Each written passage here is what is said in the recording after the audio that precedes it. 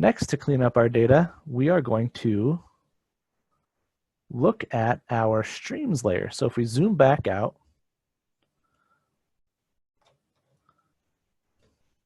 and turn on our boundary, we'll notice that we've got a lot of streams out here around outside of the park boundary, and we don't want to look at those. I don't want to look at them. That's a lot of noise. So we're going to clip them out.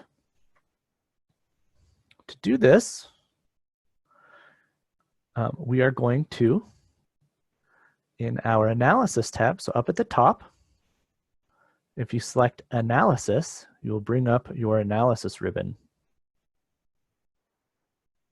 If you click tools,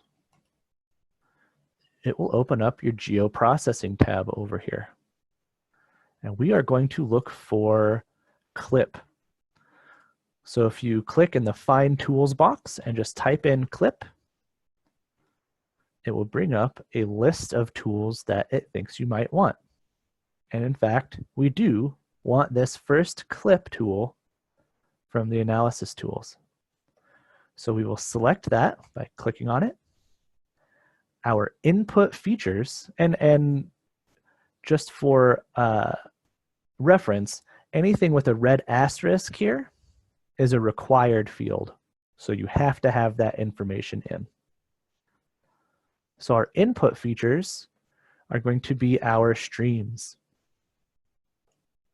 Rocky Mountain National Park streams. This is what we want to cut.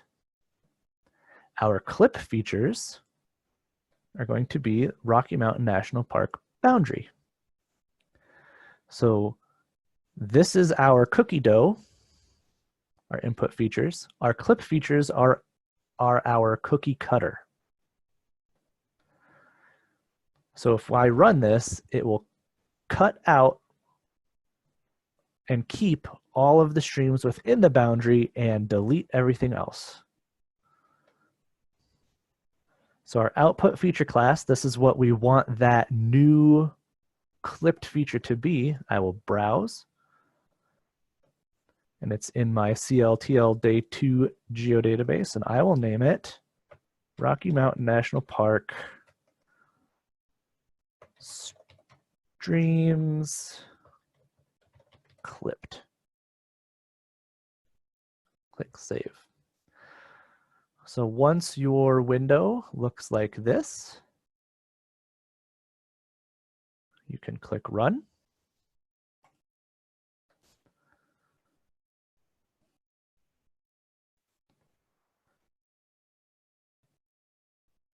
And it will run. And now I've got this Rocky Mountain National Park streams clipped added to my table of contents. You can see I also have the original. So if I turn off the original, you'll see that my clipped streams still show up inside of my park boundary. Since we don't need these streams anymore, we can right click on it. So in our contents tab or pane on the left, right click your Rocky Mountain National Park streams and select remove. That way they won't bother us later.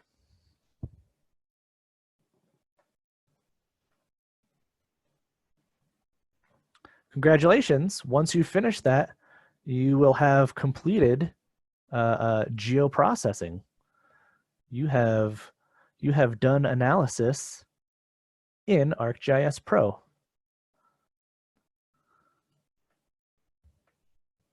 I'm going to move my streams below my lakes because it looks better that way. Any questions on what we just did?